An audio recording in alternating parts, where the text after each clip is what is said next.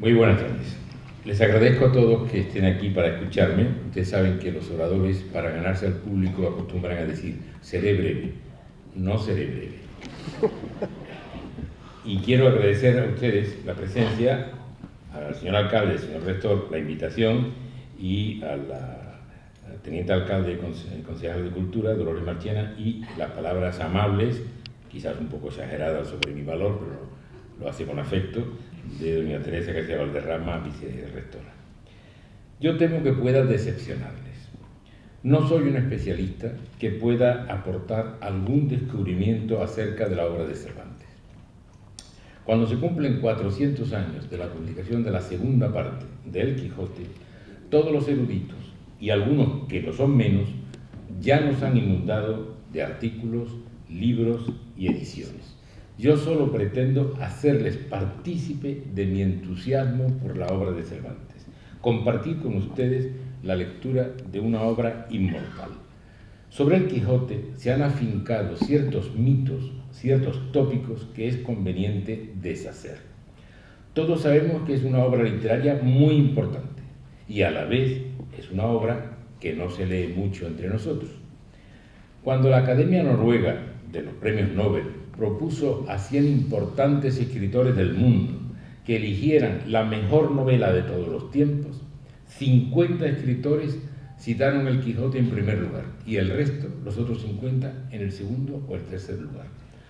Después de Cervantes aparecieron Dostoyevsky, Faulkner y García Márquez. Pues bien, cenando una noche con Gabriel García Márquez en la Ciudad de México, me confesó que estaba releyendo El Quijote. Él lo había leído ya en su infancia, adolescencia, y que estaba fascinado, que compendiaba toda la literatura posterior. Carlos Fuente, otro escritor que compartía la mesa con nosotros, reafirmó su convicción de que estamos ante la obra más importante de la literatura universal. Para los grandes escritores es una obra capital. Sin embargo, los lectores no son tan numerosos como se podría esperar. ¿Por qué? Porque se ha cimentado el mito de que es una novela aburrida, inacabable, difícil de soportar. No estoy de acuerdo. Especialmente a los que no hayan leído nunca El Quijote, quiero decirles que se trata de uno de los libros más divertidos y graciosos que podemos leer. Un momento importante en nuestra vida, que se repetirá con frecuencia, es el de la selección de nuestras lecturas. Cada año en nuestro país se publican 70.000 libros diferentes, 70.000. ¿Qué hacer para acertar en lo que leamos? ¿Cuántos libros podemos leer de esos 70.000? René Tiamble, un escritor, investigador, en su libro Ensayos de literatura verdaderamente general, propone un acercamiento a la literatura como amateur, como aficionado, como amantes de la literatura. Pero son decenas de millares las grandes obras que esperan nuestra lectura. ¿Cuáles hemos de elegir? Tiamble ofrece el siguiente cálculo. Pensemos en una vida de 50 años de lectura, sin un solo día de enfermedad o descanso. Es decir, 18.350 días. Supongamos que hay una persona que lee un libro cada día. Y hay que pensar que se va a leer El Quijote en un día, o Las Mil y una Noche en un día, cosa bastante improbable. Pero pensemos que lee uno cada día. Llegará a conocer en total 18.350 títulos, pero seamos un poco más realistas. Un buen lector es aquel que, por ejemplo, dijera, yo leo un libro cada 10 días, sin faltar nunca durante 50 años. Bueno, otro puede decir, no, yo un poco menos, cada 20 días. Pues si vemos un lector que lee un libro cada 10 días o un libro cada 20 días, en toda su vida leyendo no va a leer más que entre 1.000 y 2.000 libros. Si cada año se publican 70.000, en 50 años se publican más de 3 millones de libros. Por eso hay que leer, seleccionar antes de leer cualquier cosa, en lugar de malgastar el tiempo en leer malos libros puestos de moda por dudosos premios. Nosotros tenemos que saber elegir. Y elegir el Quijote es no arrepentirse nunca, en toda la vida, porque nos hacemos lectores habituales de la obra cervantina. En muchas ocasiones Yo he tenido oportunidad de hablar sobre el Quijote con amigos, con conocidos, con compañeros, y repetidamente surge la pregunta: ¿has logrado terminar su lectura? Pero no crean que le hablo de trabajadores manuales, le hablo de licenciados, de empresarios, de políticos, de ministros. Cuando les digo que yo lo he leído muchas veces, me miran con desconfianza. Me consideran un ser extraño. Si esta noche, tras mis palabras, el Quijote ha ganado un solo lector, mi misión se habrá cumplido. Es todo lo que pretendo: crear en ustedes el entusiasmo por la lectura del Quijote. El Quijote es considerado como un libro de caballerías o como un libro de crítica de los libros de caballería. También podría definirse como un libro de aventuras o de amores. Hay muchos amores en la novela, unos reales, otros virtuales, pero sobre todo, para mí, es un libro enigmático, una novela llena de incógnitas. Para comenzar, ¿quién es el autor? Si leemos el libro, nos dice en el texto que lo escribió Ciri Hamete Benengeli, en árabe, y lo tradujo un morisco al castellano. Pero Benengeli quiere decir hijo del Evangelio, no del Corán, es decir, cristiano. Fíjense que empiezan las incógnitas. Lo escribe Benengeli en árabe, pero Benengeli quiere decir hijo de cristiano, hijo del Evangelio, cristiano. ¿Por qué finge Cervantes no ser el autor? Autor este, Miguel de Cervantes, que aparecerá pronto en la novela, en la narración, cuando hacen el escrutinio de los libros para quemar los libros que han vuelto, dicen ellos, loco al Quijote. Cuando hacen el escrutinio entre el cura y el barbero, dice el cura: ¿pero qué es ese libro que hay junto a aquel? Y le contesta el barbero: la Galatea de Miguel de Cervantes. O sea, está hablando del autor de la novela. Estamos en 1605, ¿eh? No ahora, que ya sabemos que hay muchas novedades. Y dice el cura: muchos años ha que es grande amigo mío ese Cervantes, y sé que es más versado en desdichas que en versos. Su libro tiene algo de buena invención, propone algo y no concluye nada. Es menester esperar la segunda parte que nos promete. Quizá con la enmienda alcanzará del todo la misericordia que ahora se le niega al fuego. El autor aparece en la novela. Es que es una novela autobiográfica. Se acostumbra a decir que toda novela tiene algo de autobiografía. Es cierto. Pero aquí hablamos de algo más que de recoger retazos de la experiencia propia del autor. No me refiero a que pasajes del Quijote sean los vividos por Cervantes como la historia del cautivo, sino a una expresión metafórica de toda su vida. Atiéndase un instante a la descripción de un personaje. De rostro aguileño, de cabello castaño, frente lisa y desembarazada, de alegres ojos y de nariz corva, aunque bien proporcionada, las barbas de plata, que no a 20 años que fueron de oro, los bigotes grandes, la boca pequeña, los dientes ni menudos ni crecidos, porque no tiene sino 6, y están mal acondicionados y peor puestos, porque no tienen correspondencia los unos con los otros. La color viva, antes blanca que morena, algo cargado de espaldas y no muy ligero de pies. ¿Verdad que podría ser la descripción del Quijote? Pues no. Es el autorretrato que el propio Cervantes coloca en el prólogo de sus novelas ejemplares. Cervantes crea a Don Quijote como un socias, como un doble, al menos en la apariencia, un doble de sí mismo. Cuando Cervantes inicia la escritura de Don Quijote, cumple medio siglo de vida, que son los del Quijote. Se lee: frisaba la edad de nuestro hidalgo en los 50 años. Tras el enigma del autor, ¿quién es el autor?, plantea Cervantes otro sobre dónde se desarrollan los hechos. No es solo que no lo aclare, es que casi provocadoramente dirá al lector que no quiere confesarlo. Dice: en un lugar de la Mancha de cuyo nombre no quiero acordarme, no quiero. Como puede apreciarse, no es una novela contada en tercera persona. No quiero acordarme. ¿Y por qué no quiere recordar el lugar? ¿Sufriría allí alguna de sus muchas desdichas? En todo caso, colocó a los lectores, y no digamos a los eruditos, en posición detectivesca 400 años ya buscando ese lugar que se disputan algunos pueblos de la Mancha. No nos comunica ni el autor ni el lugar, ni siquiera quién es el protagonista. Nos habla de un hidalgo rural llamado Quijada Quesada, Quijana o Quijano, que en esto hay alguna diferencia en los autores que de eso escriben. Finge Cervantes distintas fuentes. La historia es bien conocida de todos. Cervantes se encargó de ofrecernos el dato en el prólogo de su obra.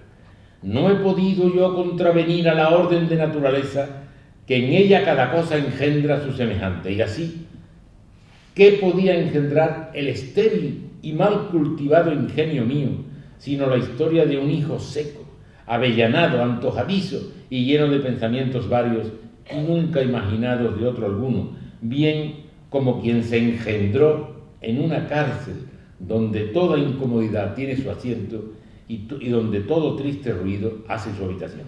Así que Don Quijote se engendró en una cárcel, y parece que para honra o vituperio fue esta la de mi ciudad, la cárcel de Sevilla, en la que los huesos de Cervantes fueron a dar debido a una diferencia entre las alcábalas, los impuestos, que como recaudador debía entregar a la Hacienda Real, y lo que depositó, y a la estrechez de un juez que en lugar de exigirle la diferencia bajo amenaza de cárcel, le conmina a entregar la suma total de los impuestos recaudados. En la cárcel de Sevilla concebirá a Don Quijote, aunque parece que como un corto relato, un cuento, que continuará después en Toledo. Un cuento en el que se narrará la historia de un disparatado hidalgo, un hidalgo rural, que con el juicio trastocado por la historia de los libros de caballería que había leído, toma la decisión de salir al campo a vivir las aventuras leídas. Nuestro trastornado hidalgo rural sacó brillo a una antigua armadura que tenía en la casa, completó un yelmo que le faltaba la celada con una celada de cartones, puso nombre a su sonoro jamelgo, Rocinante, se puso nombre a sí mismo Don Quijote de la Mancha y puso nombre a su dama, Dulcinea del Toboso, que en la incierta realidad era una labradora llamada Aldonza Lorenzo. Luego, sin más espera, salió en busca de aventuras en un caluroso día de verano. Pero lo que fuera inicialmente un cuento se transformará en novela larga, inventando el género que no existía, cuando el ventero dice a Don Quijote que un caballero, en una de las primeras aventuras, un caballero debe tener camisas limpias y dinero que portará su escudero. He aquí la necesidad de la invención de un personaje nuevo, el escudero. Dirá en la obra un labrador vecino suyo, hombre de bien, si es que este título se puede dar al que es pobre, ya empieza la ironía, pero de muy poca sal en la mollera. Ya tenemos a la pareja cuyos diálogos harán época, el caballero Don Quijote y su escudero Sancho Panza.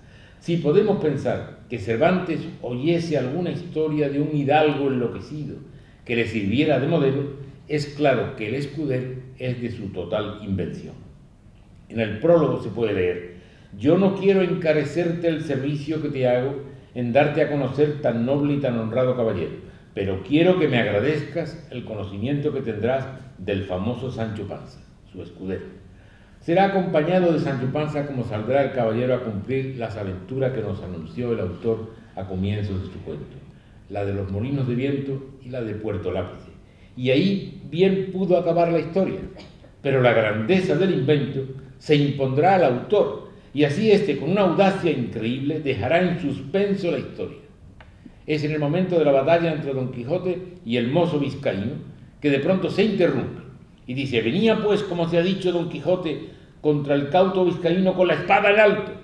Y se detiene la historia y dice: en este punto y término deja pendiente el autor de esta historia esta batalla, disculpándose que no halló más escrito de estas hazañas de Don Quijote de las que deja referidas.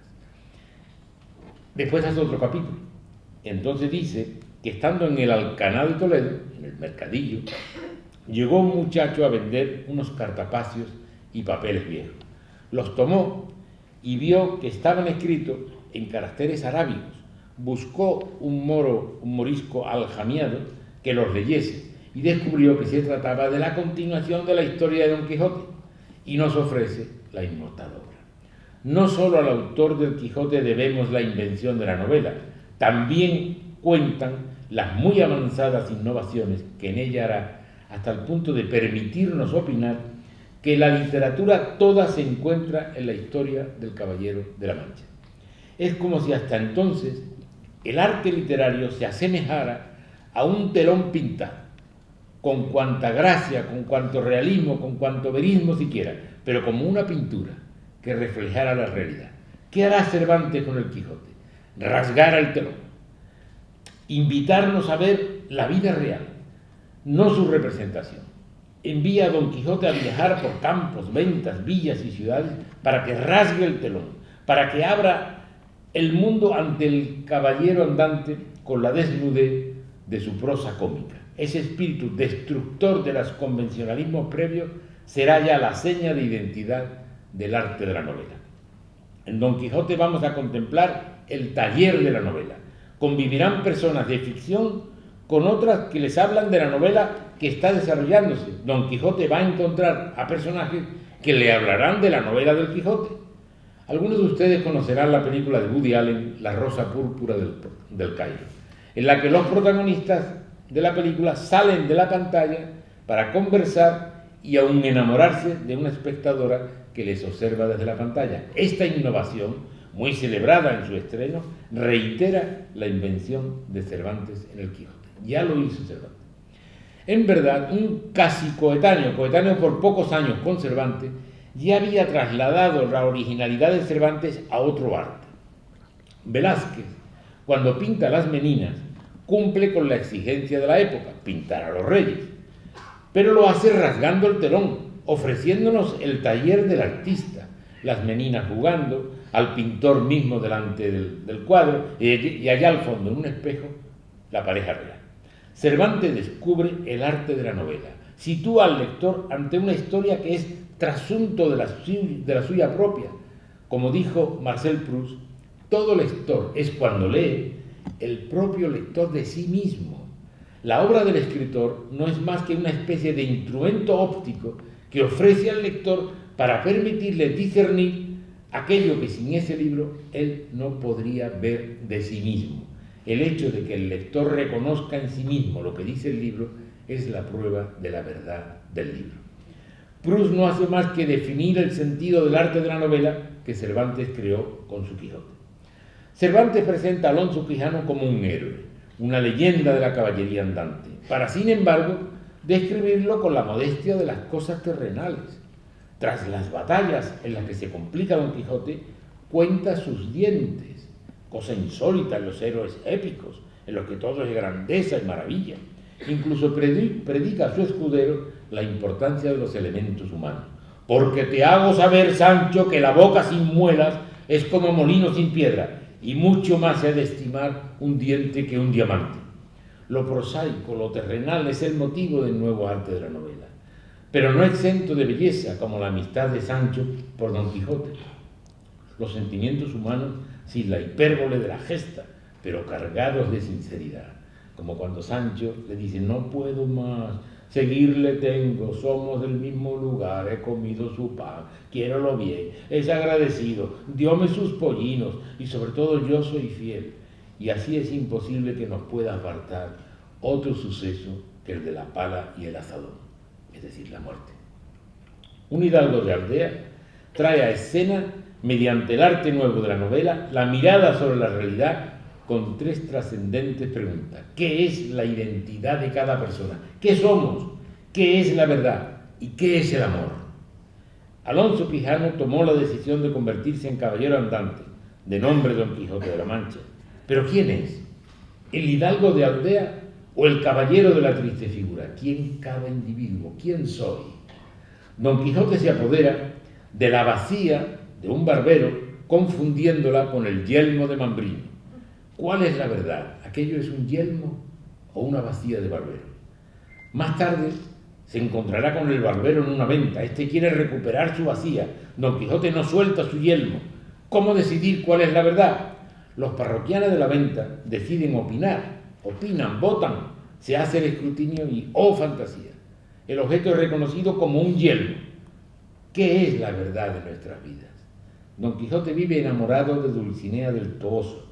Tal vez nunca la vio, o acaso de manera furtiva, pero está enamorado, pues, como él dice, tan propio y natural es de los caballeros ser enamorados como el cielo tener estrellas.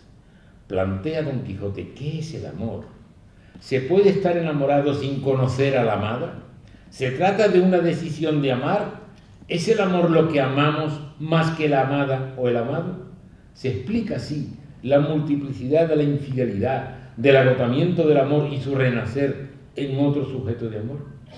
Don Quijote debió suponer un arriesgado compromiso para su autor en la época, pues el caballero dice verdades que chocaban con el credo del siglo. Citaremos algunas de las andanadas que Alonso Quijano dirigió a las normas sociales en vigor. No respeta la estructura social de la España de Felipe II, niega la razón mayor, la pertenencia a la familia, a una clase, y lo declara con reiteración para evitar que se tome por descuido. Así cuando afirma, porque la sangre se hereda y la virtud se adquiere, y la virtud vale por sí sola lo que la sangre no vale. O cuando dice, dos linajes solo hay en el mundo, como decía mi abuela, que son el tener y el no tener. Don Quijote o Cervantes no se dejan deslumbrar por la grandeza, por los nobles de sangre, valora el talento y la bondad. Sentía menosprecio del ignorante, del vulgo, fuera este de cualquier condición social. Cuando le habla al caballero del verde galán acerca de la poesía, tesoro que no debería ponerse a merced del ignorante vulgo, le hace la aclaración: y no penséis, señor, que yo llamo aquí vulgo a la gente plebeya y humilde, que todo aquel que no sabe, aunque señor y príncipe, puede y debe entrar en número de vulgo. Pero si no se deja impresionar por la nobleza, tampoco lo habrá de sentir del clero, de la iglesia, aunque en este trance, y con más miedo que prudencia, haya de guardar cautela, pues la Inquisición acecha, y responder ante el Santo Oficio se le hace más grave que el conocimiento que ya tenía de las cárceles. Conocida es la advertencia que hará al hidalgo cuando topan con la iglesia. Con la iglesia hemos dado, Sancho.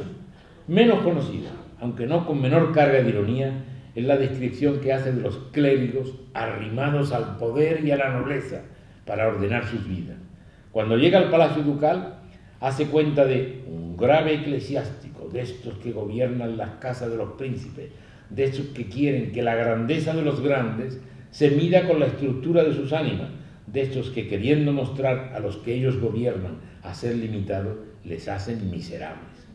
En todo caso, Cervantes se hace cauto, modifica, bien que sobre la marcha, lo que pueda ofender a la iglesia. Así, cuando el cura y el barbero, para hacerle volver a la aldea, imaginan el engaño de disfrazarse de una princesa y su escudero para pedir auxilio al caballero, acuerdan que hará el cura de princesa. Púsose el cura una saya de paño llena de fajas de terciopelo negro, de un palmo en ancho, todas acuchilladas, y unos corpiños de terciopelo verde guarnecidos con unos ribetes de raso blanco. Se hizo una antifaz, se disfrazó de una joven. Mas apenas hubo salido de la venta, cuando le vino al cura un pensamiento, que hacía mal en haberse puesto de aquella manera, por ser cosa indecente que un sacerdote se pusiese así, y diciéndoselo al barbero, le rogó que trocasen trajes. Es decir, que primero los disfraza de mujer y luego se arrepiente para que la iglesia, que la Inquisición, no le persiga. Aún se cubrirá con más ahínco Cervantes cuando en la aventura de la batalla en la que ataca una procesión que lleva un cuerpo muerto a Segovia, al comprender el error, se salvará diciendo: yo no pensé que ofendía a sacerdotes y cosas de la iglesia, a quien respeto y adoro como católico y fiel cristiano que soy. Se trataba, claro, de orillar a la censura y evitar al Santo Oficio. Pero el reino donde brilla más que en ninguno Don Quijote es el de la libertad. La libertad, Sancho, es uno de los más preciados y preciosos dones que a los hombres dieron los cielos. Con ella no pueden igualarse los tesoros que encierra la tierra, ni el mar encubre. Por la libertad, así como por la honra, se puede y debe aventurar la vida, y por el contrario, el cautiverio es el mayor mal que puede venir a los hombres. Don Quijote sentía por la herida de Cervantes, que sufrió 5 años de cautiverio en Argel y pasó secuencias de su vida en las cárceles de Sevilla y Valladolid. Será en la aventura de los galeotes donde Don Quijote explanará con detalle y no menos riesgo su doctrina de la libertad. Don Quijote alzó los ojos y vio que por el camino que llevaba venían hasta 12 hombres a pie, ensartados como cuentas en una gran cadena de hierro por los cuellos y todos con esposas en las manos. Venían asimismo con ellos 2 hombres de a caballo y 2 de a pie, los de a caballo con escopeta de rueda y los de a pie con dardos y espadas, y que así como Sancho Panza los vio, dijo: esta es cadena de galeotes, gente forzada del rey que va a las galeras. ¿Cómo gente forzada?, preguntó Don Quijote. ¿Es posible que el rey haga fuerza a ninguna gente? No digo eso, respondió Sancho, sino que es gente que por sus delitos va condenada a servir al rey en las galeras de por fuerza, en resolución, como quiero que yo sea. Esta gente, aunque los llevan, van de por fuerza y no de su voluntad. Así es, le dijo Sancho, pues de esa manera aquí encaja la ejecución de mi oficio, desfacer fuerzas y socorrer y acudir a los miserables. Advierta vuestra merced, le dijo Sancho, que la justicia, que es el mismo rey, no hace fuerza ni agravio a semejante gente, sino que los castiga en pena de sus delitos. Pero a Don Quijote poco le ha de importar que se trate de reos condenados por robo, bigamia o bandolerismo. Lo que importa es que van de por fuerza y no de su voluntad, que han perdido su libertad. Y ahí es donde entra en juego su condición de caballero andante, defensor de los humildes y afligidos. Así que tras escuchar los delitos de los condenados, concluirá: de cuanto me habéis dicho, hermanos carísimos, he sacado el limpio, que aunque os han castigado por vuestras culpas, las penas que vais a padecer no os dan mucho gusto, y que vais a ella muy de mala gana y muy contra vuestra voluntad, y que podría ser que el poco ánimo que aquel tuvo en el tormento, la falta de dineros de este, el poco favor del otro y finalmente el torcido juicio del juez hubiese sido causa de vuestra perdición y de no haber salido con la justicia que de vuestra parte teníais. Todo lo cual se me representa a mí ahora en la memoria, de manera que me está diciendo, persuadiendo y aún forzando que muestre con vosotros el efecto para el que el cielo me arrojó al mundo y me hizo profesar en él la orden de la caballería que profeso, y el voto que en ella hice de favorecer a los menesterosos y opresos de los mayores. Pero porque sé que una de las partes de la prudencia es que lo que se puede hacer por bien no se haga por mal, quiero rogar a estos señores guardianes y comisarios sean servidos de desataros y dejaros ir en paz, que no faltarán otros que sirvan al rey en mejores condiciones, porque me parece duro caso hacer esclavos a los que Dios y naturaleza hizo libres. Cuanto más, señores guardas, añadió Don Quijote, que estos pobres no han cometido nada contra vosotros. Allá se lo haya cada uno con su pecado. Dios hay en el cielo que no se descuida de castigar al malo ni de premiar al bueno, y no es bien que los hombres honrados sean verdugos de los otros hombres, no yéndoles nada en ello. Atendamos a cuáles son las razones que alega Don Quijote para liberar a los cautivos, que los llega a liberar. Primero, que no van a galeras con mucho gusto, sino de mala gana y contra su voluntad. Segundo, que ha podido ser que las condenas se debieran a la aplicación del tormento, de la tortura, a la falta de recursos para comprar la justicia o al torcido juicio del juez. Y en todo caso, si han hecho algo punible, no es asunto de los señores guardas, a los que no le va nada en ello. En suma, el Estado, la sociedad, carece de legitimidad para privar a nadie de su libertad natural. Una cosa es la justicia y otra la ley, y aquella estaría siempre por encima de esta. Los representantes del Estado, los cuadrilleros le llaman, no son más que salteadores de camino con licencia de la Santa Hermandad. Y aquí se encuentra la concepción que Don Quijote tiene del hombre. El caballero andante idealiza el estado de naturaleza frente al estado social. Don Quijote cree que el hombre es bueno por naturaleza y añora la época en la que la concordia, el sustento diario garantizado, la belleza y la bondad, y sobre todo ello una edad sin autoridad, sin jueces, sin procesos, una edad en la que todavía, dice él, no había fraude, el engaño ni la malicia mezclándose con la verdad y la llaneza. La justicia se estaba en sus propios términos, sin que la osasen turbar ni ofender los del favor y los del interés. Para Don Quijote, como siglo y medio después para Rousseau, El hombre es bueno por naturaleza, en contraste con la teoría de Hoppe, que dice que el hombre es un lobo para el hombre. Así pues, si existen dos libros antitéticos en la historia, estos serían Don Quijote y Leviatán. Don Quijote, acogido por unos cabreros que le proporcionan alimento, pronuncia un discurso sobre la edad dorada. Dichosa edad y dichosos aquellos siglos a quien los antiguos pusieron nombre de dorados, porque si alcanzase entonces los que en ella vivían no sabían lo que era la palabra tuyo y mío. Eran en aquella santa edad todas las cosas comunes. A nadie le era necesario para alcanzar su ordinario sustento tomar otro trabajo que alzar la mano y alcanzarle de las robustas encinas que liberalmente les estaban convidando con su dulce y sazonado fruto. Y si de la libertad se trata, ninguna por la que luchar como la libertad de la mujer. La emancipación de la mujer, en la época sometida a los designios del padre o del esposo, es tema capital en la Declaración de Libertad de Don Quijote. En una sociedad en la que la mujer era tratada como una permanente menor de edad, soltera o casada, sin voluntad para las cuestiones amorosas, Cervantes avanzará a una posición de independencia y libertad de la mujer que debió resultar de gran sorpresa si nos atenemos a la doctrina de la época. Los moralistas de entonces seguían el credo del pensador Luis Vive o el poeta Fray Luis de León, que consideraba a la mujer carente de juicio. Uno de ellos decía: la mujer tal vez pensará, pero ¿qué cosas pensará? Veloz es el pensamiento de la mujer y tornadizo por lo común. Y el otro decía: porque la mujer sea de su natural flaca y deleznable, más que ningún otro animal. Así las cosas en el siglo XVI, cuando llega Cervantes y hace decir a Don Quijote que defenderá a la mujer de todos los que quieran limitar su libertad. El discurso de la pastora Marcela es, a mi parecer, el más perfecto alegato jamás pronunciado a favor de la libertad de la mujer.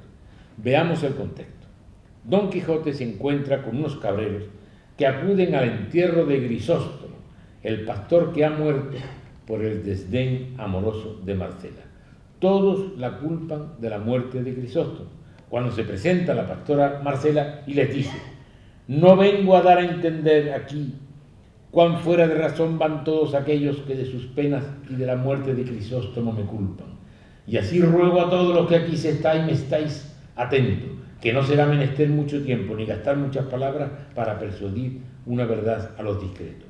Hízome el cielo, según vosotros decís, hermosa, y de tal manera que sin ser poderosos a otra cosa, a que me améis os mueve mi hermosura, y por el amor que me mostráis, decid, y aún queréis que esté yo obligada a amaros.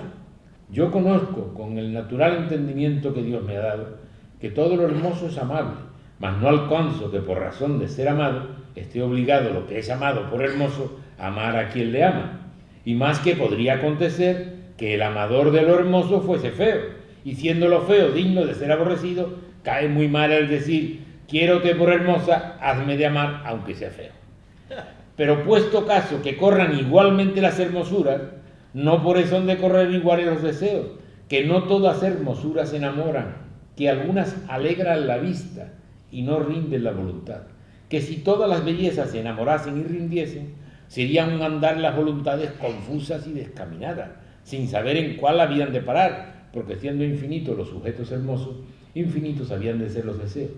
Y según yo he oído decir, el verdadero amor no se divide, y ha de ser voluntario y no forzoso. Siendo esto así, como yo creo que lo es, ¿por qué queréis que rinda mi voluntad por fuerza, obligada no más de que decir que me queréis bien? Si no, decidme, si como el cielo me hizo hermosa, me hiciera fea, fuera justo que me quejara de vosotros porque no me amabais. Cuanto más que habéis de considerar que yo no escogí la hermosura que tengo, que tal cual es, el cielo me la dio de gracia, sin yo pedirla ni escogerla. Y ya además, mi hermosura, como en toda mujer honesta, es como el fuego apartado o como la espada aguda, que ni él quema ni ella corta a quien a ellos no se acerca. La honra y las virtudes son adornos del alma, sin las cuales el cuerpo, aunque lo sea, no debe parecer hermoso. Pues si la honestidad es una de las virtudes que al cuerpo y al alma más adornan y hermosean, ¿por qué la de a perder la que es amada por hermosa, por corresponder a la intención de aquel que por solo su gusto, con todas sus fuerzas e industria, procura que la pierda? Yo nací libre, dice una mujer en el siglo XVI, y para poder vivir libre escogí la soledad de los campos. Los árboles de estas montañas son mi compañía, las aguas claras de estos arroyos mis espejos. Con los árboles y con las aguas comunico mis pensamientos y hermosura.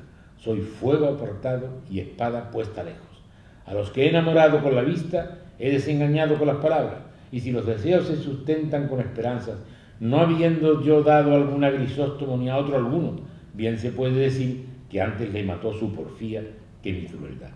Y si se me hace cargo que eran honestos sus pensamientos y que por esto estaba obligado a corresponder a ellos, digo que cuando en ese mismo lugar donde ahora se cava su sepultura me descubrió la bondad de su intención, les dije yo que la mía era vivir en perpetua soledad, y de que sólo la tierra gozase el fruto de mi recogimiento y los despojos de mi hermosura, y si él, con todo este desengaño, quiso porfiar contra la esperanza y navegar contra el viento, que mucho que se anegase en la mitad del golfo de su desatino. Si yo le entretuviera fuera falsa, si le contentara, hiciera contra mi mejor intención y presupuesto. Quéjese el engañado, desespérese aquel a quien le faltaron las prometidas esperanzas, confíese el que yo llamare, ufánese el que yo admitiere, pero no me llame cruel ni homicida aquel a quien yo no prometo engaño, llamo ni admito. El que me llama fiera y basilisco, déjeme como cosa perjudicial, y el que me llama ingrata no me sirva, el que desconocida no me conozca. Quien cruel no me siga, que esta fiera, este basilisco, esta ingrata, esta cruel y esta desconocida, ni los buscará, servirá, conocerá, ni seguirá en ninguna parte. Que si a Grisóstomo mató su impaciencia y arrojado deseo, ¿por qué se ha de culpar mi honesto proceder y recato? Si yo conservo mi limpieza con la compañía de los árboles, ¿por qué ha de querer que la pierda el que quiere que la tenga con los hombres? No engaño a este ni solicito a aquel, ni burlo con uno ni me entretengo con el otro. La conversación honesta de la zagala de estas aldeas y el cuidado de mis cabras me entretiene. Tienen mis deseos por término estas montañas, y si de aquí salen, es a contemplar la hermosura del cielo, pasos con que camina el alma a su morada primera. A mi juicio, todo el movimiento de lucha por la igualdad de la mujer durante el siglo XX bien pudo tomar este discurso como bandera, lema o guión. Piénsese además cuándo fue escrito, en qué sociedad, y se comprenderá el adelanto del autor. Y alcanzamos ahora la locura de Don Quijote. ¿Era un loco el caballero? Si nos atenemos a sus propias palabras, en la agonía de su muerte, sí. Señores, dijo Don Quijote, vámonos poco a poco, pues ya en los nidos de antaño no hay pájaros o gaños. Se acabaron las ilusiones, han cambiado las circunstancias, lo que quiere decir. Yo fui loco y ya soy cuerdo. Fui Don Quijote de la Mancha y soy ahora, como he dicho, Alonso Quijano el Bueno. Acuerdo general entonces en que Don Quijote estaba loco, pero sus sentencias están llenas de verdad y juicio. La voz popular sostiene que la verdad se encuentra solo en los labios de los niños, los borrachos y los locos. Pues si Don Quijote es un loco decidor de cordura, acordemos nosotros que es un loco cuerdo o un cuerdo loco, como bien piensa lo que les oyen y se lee en el libro. Aquí le tenían por discreto y allí se le deslizaba por mentecato, sin saber determinarse qué grado le darían entre la discreción y la locura. Así, cuando Don Quijote es invitado a la casa del caballero del Verde Galán, su hijo Lorenzo, que es poeta y más lúcido que el padre, pronto aprecia, se da cuenta de la locura de Don Quijote, hasta que éste le pide que le lea un poema. Don Lorenzo lo lee, el Quijote le hace un elogio grandilocuente, y entonces a Don Lorenzo ya le parece discreto los argumentos de Don Quijote. ¿Quién es, pues, el loco? ¿El loco que elogia al lúcido o el lúcido que cree en el elogio del loco? En verdad, este es el humor inventado por Cervantes. El loco Don Quijote solo predica y practica la regla de defender al oprimido y ayudar al desvalido. Lucha por una sociedad mejor, de hombres mejores, mujeres mejores, lo que aún hoy se denomina utopía. La fuerza de Don Quijote es tal en la cultura universal que ha pasado a ser un sustantivo, Quijote. Tomada por mí la molestia de consultar el diccionario, me saltó la sorpresa. Pues los señores de la Real Academia Española así lo definen. Quijote, hombre que antepone sus ideales a su conveniencia y obra desinteresadamente y comprometidamente en defensa de causas que considera justas, sin conseguirlo. Ese último coletilla sin conseguirlo es prueba del prejuicio con que los señores académicos contemplan a Don Quijote. ¿Por qué sin conseguirlo? Hasta este desafortunado codo todo era perfecto y nada hacía pensar en la utopía ni en la locura, incluyendo sin conseguirlo, pretenden definir a la utopía como una locura, como el deseo inalcanzable de justicia, como el loco objetivo.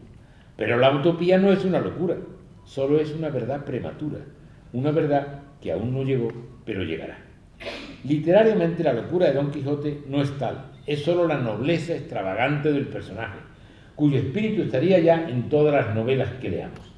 Debemos, pues, imaginar a Don Quijote y a su escudero Sancho como dos siluetas pequeñas que van caminando allá a lo lejos, a lomos de Rocinante y del Jumento, sobre un fondo de crepúsculo encendido, cuyas negras sombras, enormes, se extienden sobre el campo abierto de los siglos y llegan hasta nosotros.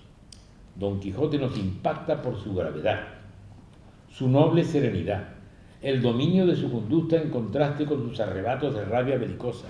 Ama el silencio y el decoro. Escoge sus palabras con cuidado exquisito, aunque sin afectación. Es casto, enamorado de un sueño velado, perseguido por encantadores, de infinito coraje, un héroe. Junto a él el escudero Sancho, iletrado, pero con muestra de lucidez y comprensión. Contrasta con la figura y en los asuntos de su preocupación con el caballero andante, aunque le reconoce a éste sus valores propios.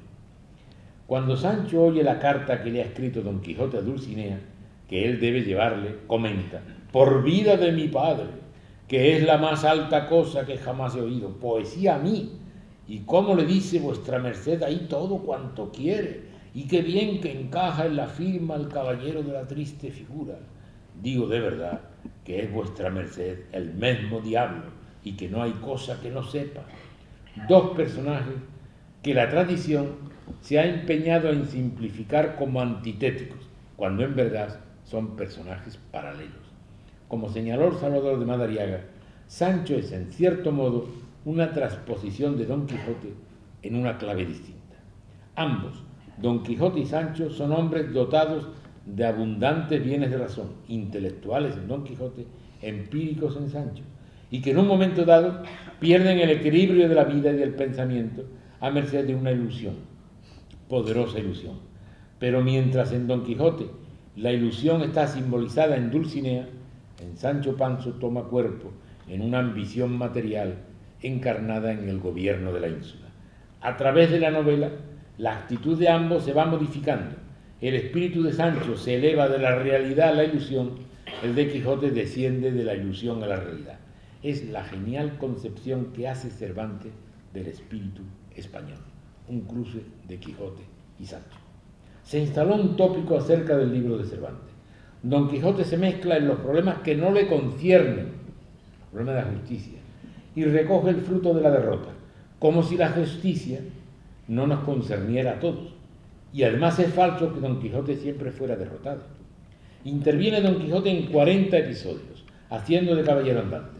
En esos encuentros se las tendrá que ver con animales, leones, jabalíes, toros, ovejas, gatos, con jinetes y pastores, arrieros, mayorales, pastores de cabra y de ovejas, gentes que van de camino, sacerdotes, estudiantes, delincuentes, vagabundos, damas, y con máquinas, molinos de viento, batanes, aceñas y un caballo volador.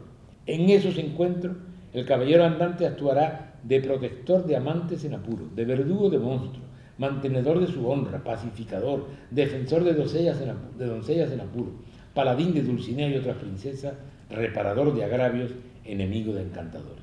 Y resultará que en 20 encuentros será vencedor y en 20 derrotado. No es siempre derrotado, como parece que establecen muchísimos de los estudiosos del Quijote.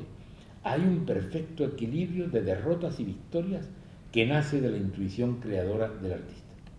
Publicado el Quijote, tuvo un éxito extraordinario, aunque el autor nada recibió de los emolumentos que le respondían. Algo sí disfrutó de la fama y el conocimiento de los muchos merecimientos que le reconocían a su obra.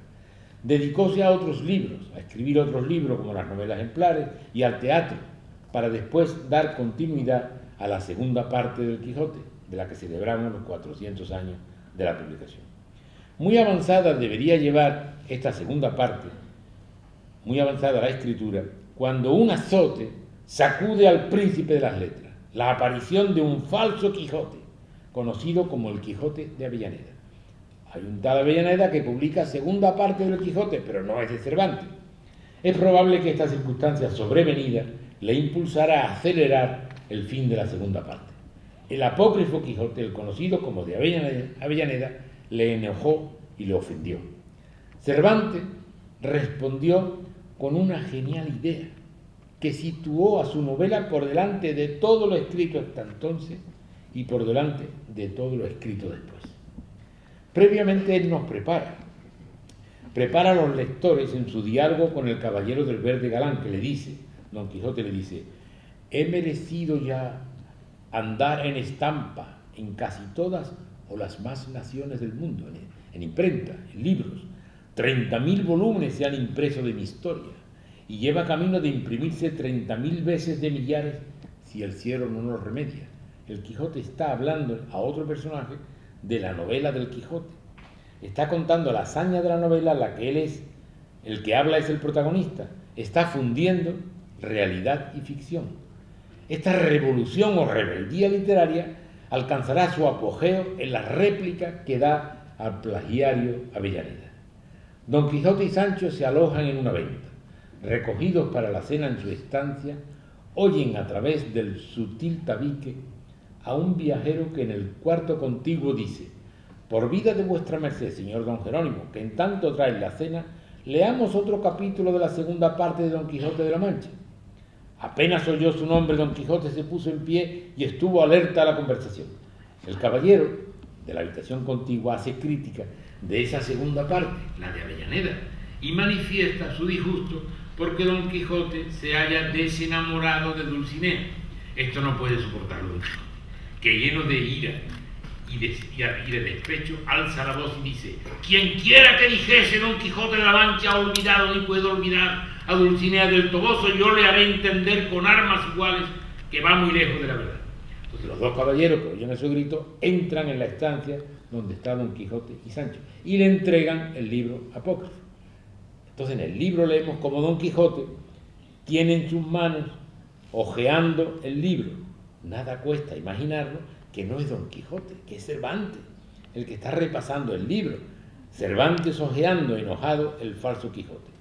Tras comentar muy agriamente la escasa calidad del libro, Don Quijote, sabedor de que la historia falsa, él se dirige a Zaragoza, decide cambiar la ruta y se encamina a Barcelona. Caso notable: un personaje falso influye en las andanzas del personaje verdadero y los dos entes ficticios que se mezclan a otros de carne y hueso. Aparecerá incluso en la novela de Cervantes un personaje de la novela de Avellaneda, Álvaro Tarfe, dándose a conocer el uno al otro, saltando de novela en novela, de ficción en ficción, una verdadera revolución literaria. Y se hace referencia a la transposición de ficción y realidad que en el cine se ha hecho siguiendo la teoría de Cervantes. Lo mismo podría decir en el teatro, cuando Pirandello coloca a sus personajes en busca de un autor, o los saltos de eje del sujeto que hará James Joyce siglo después en su famoso Ulises. Véase si no el pasaje en el que Don Quijote conquista la bacía al barbero y le dirá, cuando ataca al barbero y queda sobre el suelo la bacía, le dirá a Sancho: alza el vuelo, álzame el yelmo, coge el yelmo. Y Sancho la toma. Es decir, coge el yelmo, Sancho la toma, el yelmo la vacía. Este juego de sujeto que iluminó a todo el mundo cuando lo utilizó en siglo XX Joyce, ya estaba en el Quijote. Cervantes inventa maneras de interrumpir su propia narración para obligar a que sea el lector quien cuente la historia en lugar del autor. Mientras hablan Don Quijote y Sancho, someten a examen crítico todo lo que piensa cada uno de ellos. Discuten cortésmente, dando rienda suelta a sus pensamientos, de cuya libertad se aprovecha el lector para reflexionar sobre ellos. El novelista Herman Melville, gran admirador de Cervantes, claro, también lo fueron Fielding, Sterne, Goethe, Thomas Mann, Stendhal, Flaubert, Mark Twain, pues este Melville afirmó que Don Quijote es el sabio más sabio que jamás existió. Era consciente de que se trataba de un personaje de ficción, porque habla como si fuera alguien que hubiera bebido, que se hubiera conocido. La sabiduría es un atributo tanto de Don Quijote como de Sancho, especialmente cuando están juntos. Y para terminar, permítanme que glose unas palabras de un autor que no comprendió al genial novelista, pero que tuvo algunas ideas bellas sobre él, Vladimir Nabokov. Estamos ante un fenómeno interesante, un héroe literario que poco a poco va perdiendo contacto con el libro que le hizo nacer, que abandona su patria, que abandona el escritorio de su creador y vaga por los espacios después de vagar por España. Fruto de ello es que Don Quijote sea hoy más grande de lo que lo era en el seno de Cervantes. Lleva 400 años cabalgando por las junglas y las tundras del pensamiento humano y ha crecido en vitalidad y estructura. Ya no nos reímos de él. Su escudo es la compasión, su estandarte es la belleza, representa todo lo amable, lo perdido, lo puro, lo generoso y lo gallardo. La parodia se ha hecho parangón. Y a ustedes mi reconocimiento por congregarse hoy aquí alrededor de una novela que es paradigma de la literatura y representación de la vida. Muchas gracias.